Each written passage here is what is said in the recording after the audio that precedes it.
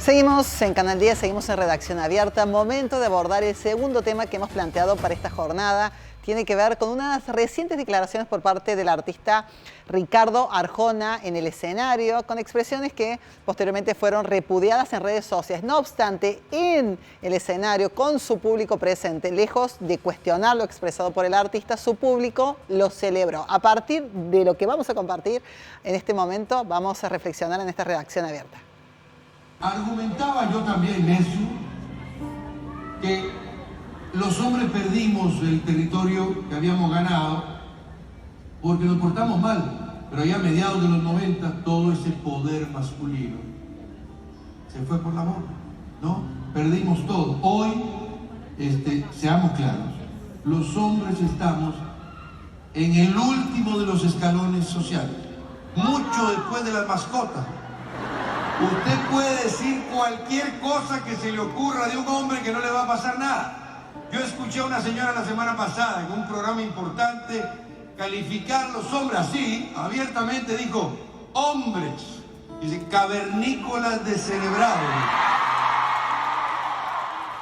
En el programa la celebraron así también, le aplaudieron todo. La señora agarró su carro, se fue para su casa, nadie le dijo nada en el barrio, conservó su trabajo.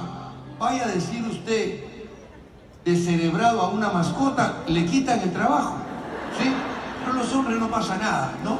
Hay que azotarlos, se portaron mal, y yo creo que si nos merecemos ciertas cosas, va siendo hora de ir suavizando la situación, porque lo único que tenemos nosotros es una dificultad hoy para acercarnos, y eso no le conviene a nadie. Por ejemplo, en el universo femenino habitan dos clases de hombres. Están los que les gustan y están los que no les gustan.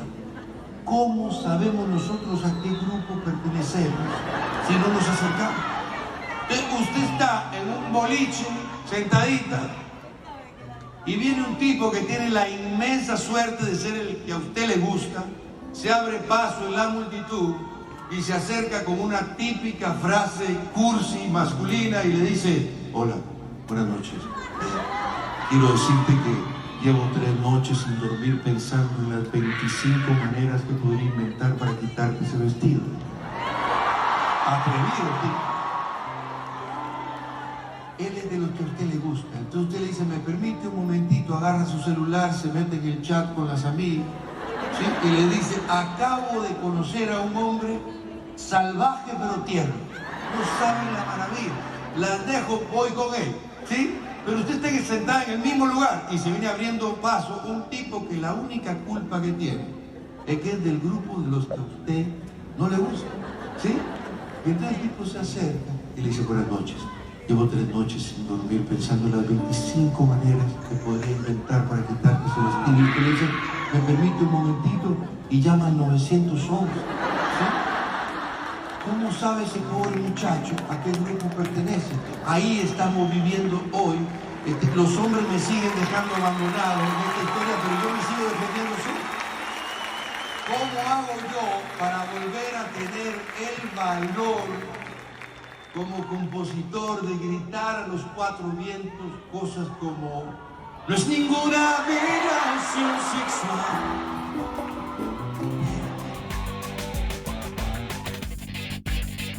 Bueno, estaba Ricardo Arjona, evidentemente tenía ganas de hablar, dijo absolutamente de todo, abordó distintos momentos, distintas reflexiones, distintas expresiones y bueno, ovacionado por su público y después criticado en este microclima que son las redes sociales. Para hablar sobre este tema lo hemos invitado en primera instancia al doctor Marcos Ordóñez, él es magíster en salud sexual. Gracias por venir, doctor, súper amable. Gracias a ustedes por la invitación. Bueno, ¿por dónde comenzar? Porque tenía ganas de expresarse, de sacar todo lo que tenía adentro.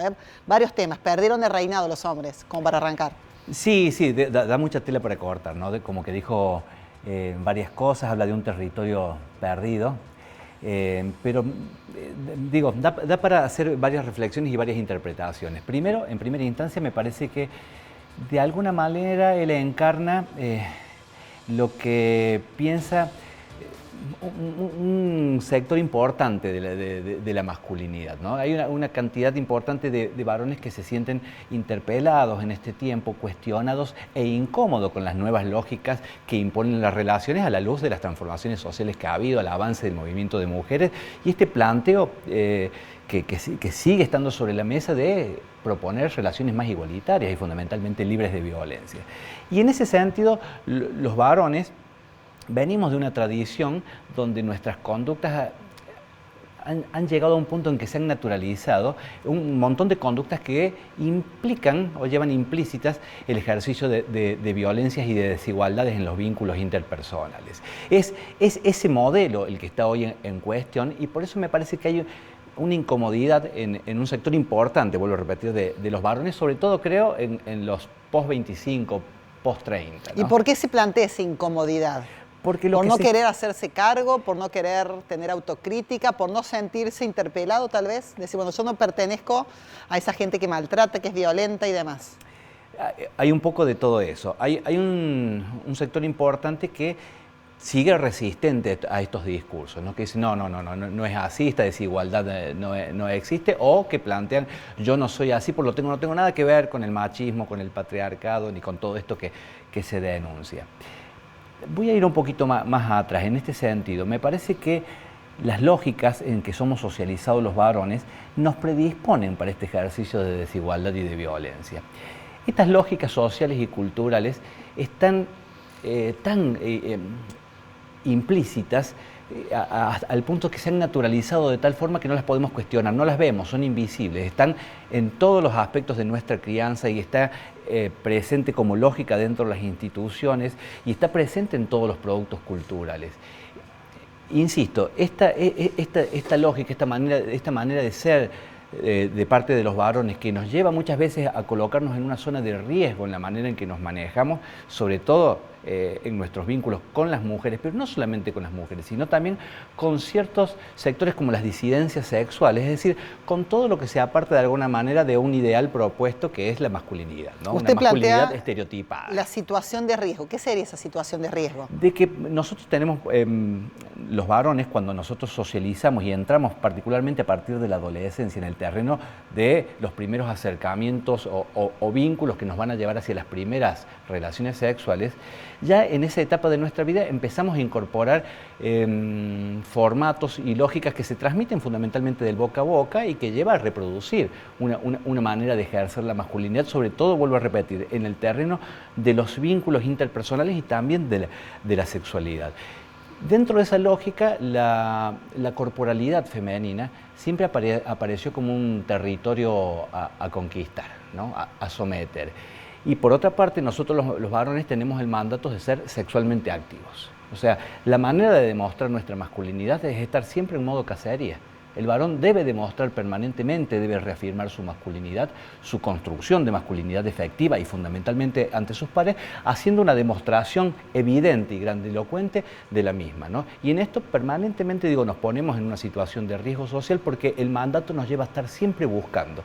Y en eso de siempre estar buscando nos pone en situaciones complejas, sobre todo hoy en día donde estas lógicas relacionales se han modificado, donde tenemos una mujer empoderada que ahora comprende rápidamente el ejercicio de muchas violencias que antes, repito, eran naturalizadas, eran comunes, ¿no? Y que ahora las empiezas a ver con ciertos rechazos, ya no las tolera, hay un umbral de sensibilidad que está mucho más bajo, ¿no? Cosas que antes se toleraban, hoy ya no. Pero para mí, lo vuelvo a repetir, y lo digo desde el palo de ser un varón, me parece que es positivo. Estamos en un momento muy interesante como sociedad y me parece que los varones, lejos de sentirnos incómodos y de ponernos a patalear, porque las cosas no son como eran antes, tendremos que acomodarnos a estos tiempos. Yo creo que tenemos que buscar otras maneras de aproximarnos, otras maneras de seducir, que se alejen de alguna manera, se distancien de esos formatos tradicionales donde nosotros avasallábamos de alguna manera a la mujer, ¿no? Y usábamos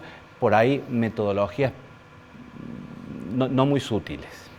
¿Y por qué este pataleo de Arjona? Arriba del escenario, con su público, por una cuestión marketinera, por una cuestión de catarsis, por una incomodidad real. Porque yo creo que a Ricardo Arjona le está pasando como varón que se siente interpelado, también se ve interpelada su obra, su arte. Es decir, él que ha hecho un ejercicio de esa masculinidad en todas sus letras, pero hablamos hoy de Ricardo Arjona, podríamos hablar de cualquier otro cantante y cualquier otro género, ¿no?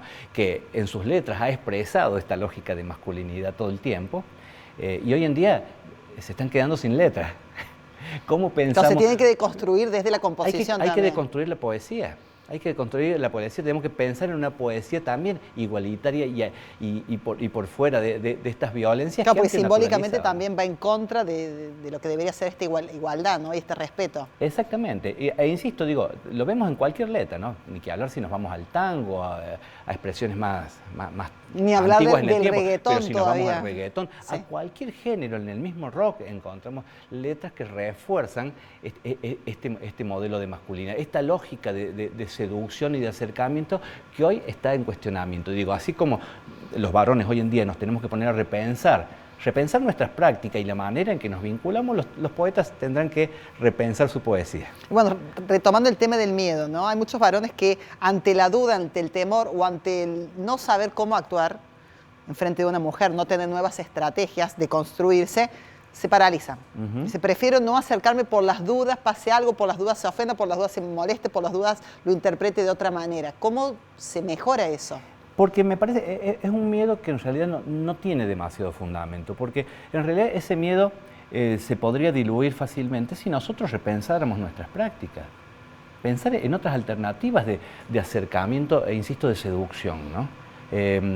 Esto de decir de cosas al pasar, de tocar un cuerpo sin que te lo pidan, o sin el permiso, sin el consentimiento, decir descripciones corporales, palabras cargadas de cierta violencia en lo que es la descripción de una persona, ¿no? O sea, a ver, no sé si te acuerdas que, y incluso hay muchas canciones que lo dicen, esto de robar un beso, eso no existe ya.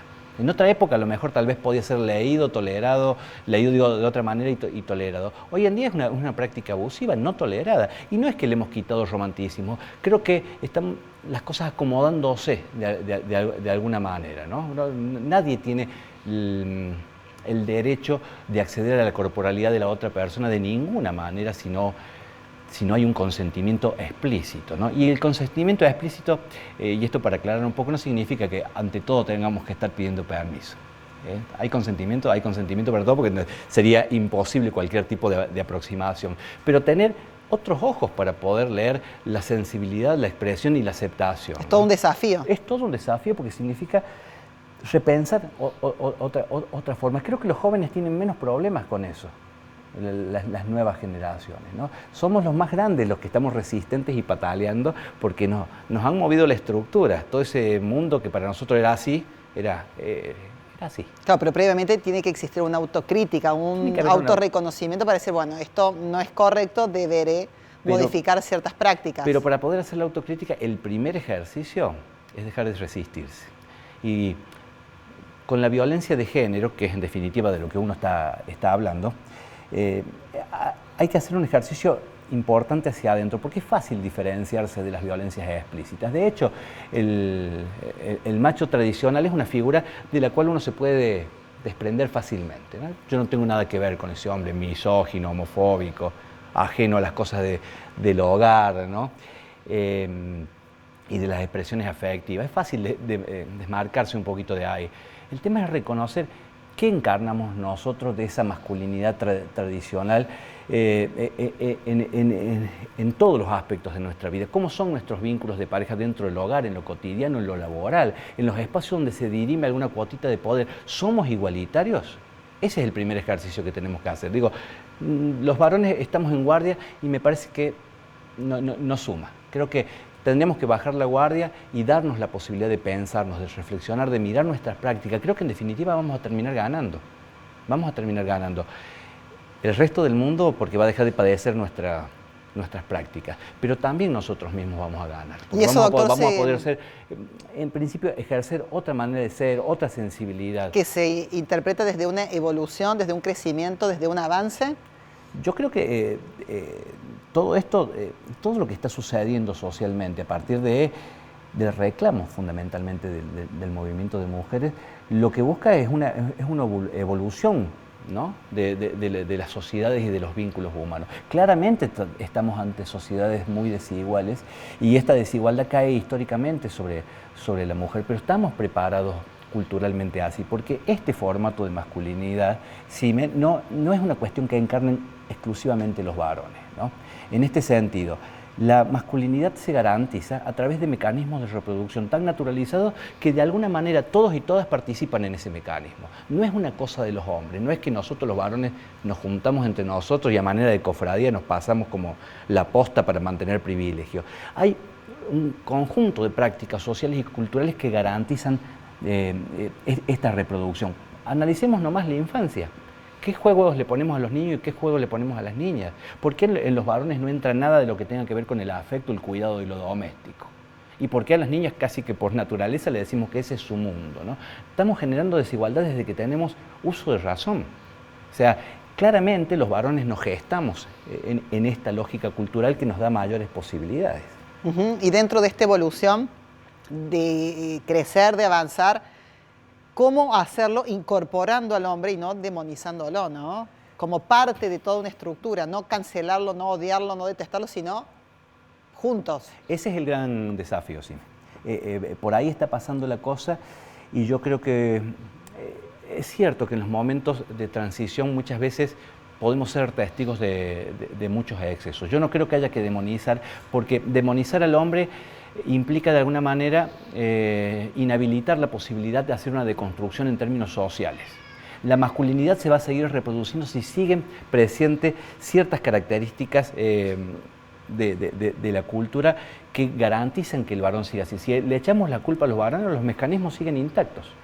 Porque después es muy factible que una madre siga educando de igual manera a un niño, dándole más privilegios, diciéndole a la hija que vaya a lavar los platos y que se encargue de las cosas y el varón siga viendo la tele. Si no trabajamos sobre eso, portamos todos y todas esta reproducción de la masculinidad. No es una cosa exclusivamente de los hombres. Si demonizamos al varón, estamos anulando esa posibilidad de crecimiento social y de la posibilidad de pensar nuevas masculinidades, ¿no? Masculinidades obviamente más sensibles, más empáticas, que estén paradas desde otro lugar y que miren las relaciones desde un lugar verdaderamente igualitario. Marcos, vuelvo al escenario, vuelvo a Ricardo Arjona.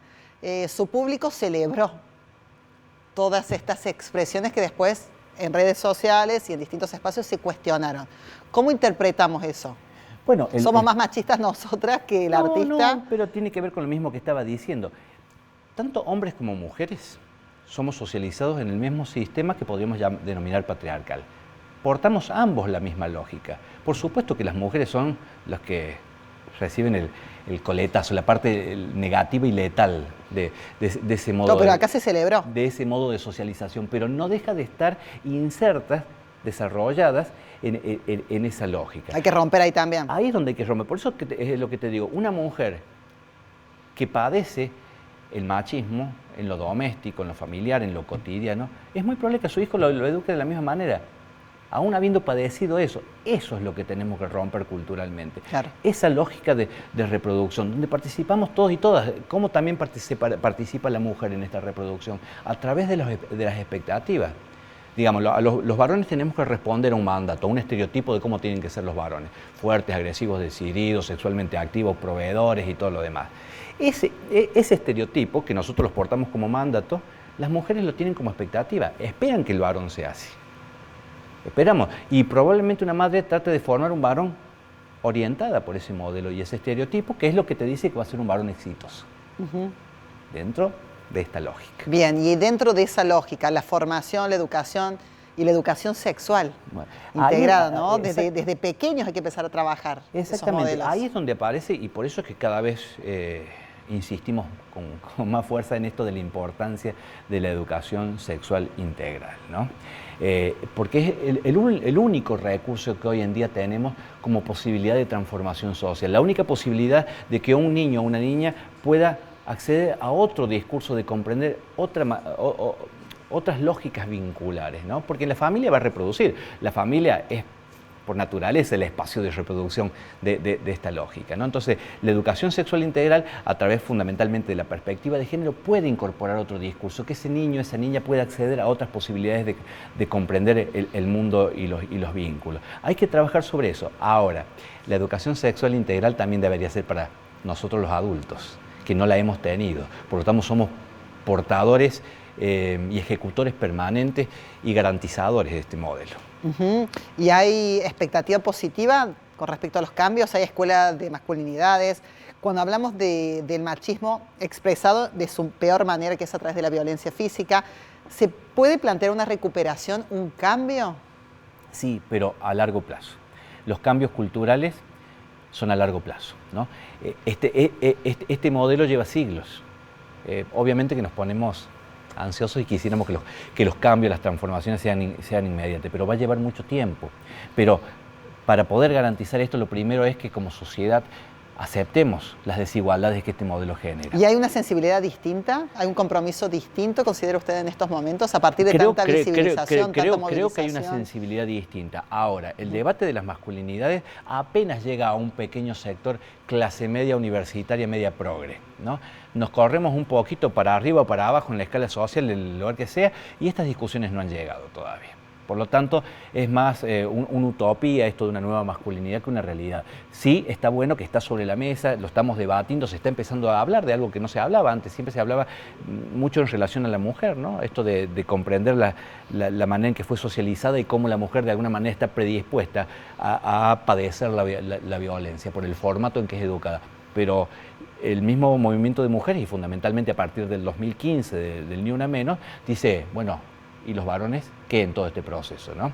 Porque es paradójico, las mujeres reclamando, y ¿dónde están los hombres que se vienen sumando de a poquito a esas marchas también? ¿Dónde están los muchachos? Pero además de esto, que se viene haciendo un muy buen trabajo con las mujeres, en el sentido de que dándole elementos para empoderarse, pero además se han creado mecanismos de protección, de denuncia y demás, no se estaba realizando de igual manera un trabajo con los varones. Por lo tanto, se está aumentando la brecha del desencuentro, ¿no? Una mujer empoderada con cada vez más elementos para interpretar los distintos tipos de violencia, y un varón que no está ni enterado de lo que está pasando. Por eso es que hay que trabajar con los varones. Y mientras más temprano, mejor.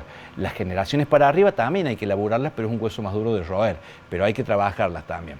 Pero la educación sexual integral por ahora es el único recurso que tenemos. A mí me gustaría que este proyecto de masculinidades sea parte de las políticas públicas, porque me parece que es un trabajo cultural y social que tenemos que hacer en gran escala. Cuando hablamos de ese trabajo cultural y social en gran escala, creo que han habido avances también con respecto a la sensibilidad de toda la sociedad, porque muchas veces cuando se planteaban situaciones de violencia extrema, no me meto, no es mi casa, es otra familia, es otra pareja. Ahora hay compromiso, la gente denuncia, la gente asiste, la gente tiende una mano, la gente abre la puerta y se introduce a ayudar de alguna manera o a tratar de que esa agresión culmine. No, claramente hay una mayor sensibilidad y al mismo tiempo hay más mecanismos, ¿no? de denuncia, hay a dónde ir. Acá en Córdoba tenemos, de saber qué hacer. Tenemos el Polo de la Mujer, ¿no? Una institución sumamente importante, que antes no existía esto, ¿no? Está la ley Micaela, que empieza a formar a todo el personal de las instancias públicas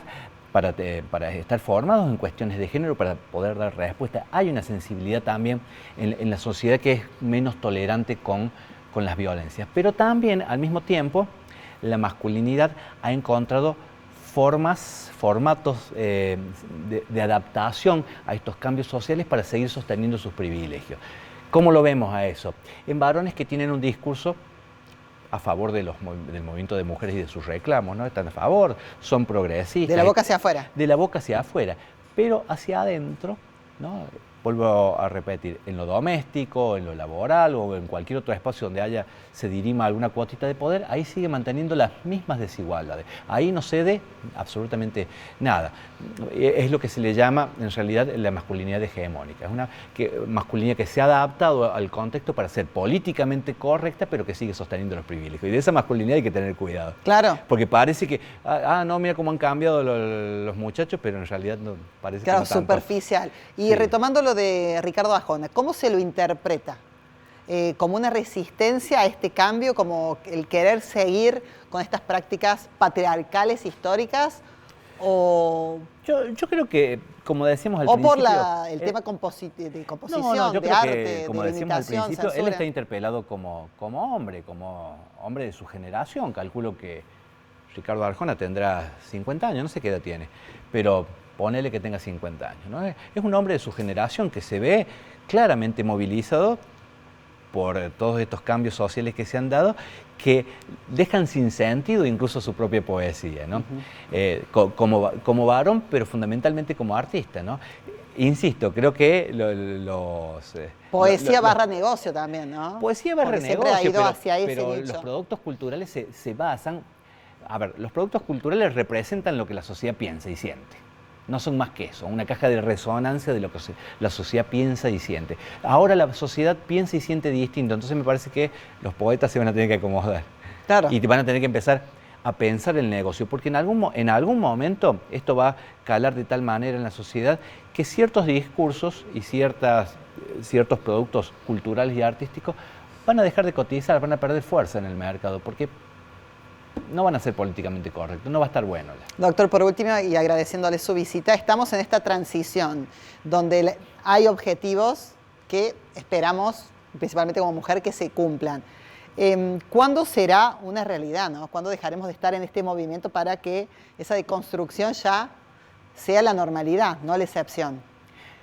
Mucho tiempo por delante, decime. No, esto va a pasar, insisto, mucho tiempo, porque llevamos siglos de patriarcado, de esta lógica de masculinidad, y probablemente nos va a llevar mucho tiempo hacia adelante. No lo digo desde el lugar de la desesperanza, todo lo contrario, es un pesimismo esperanzado lo mío, pero que va a llevar tiempo. Pero ese tiempo lo podemos acelerar si empezamos a encontrar en esto una problemática en la cual nos tenemos que involucrar. Y los varones nos tenemos que involucrar particularmente en este momento de transformaciones. Tenemos que empezar a repensar nuestra práctica, desalojar los patriarcados que nos habitan.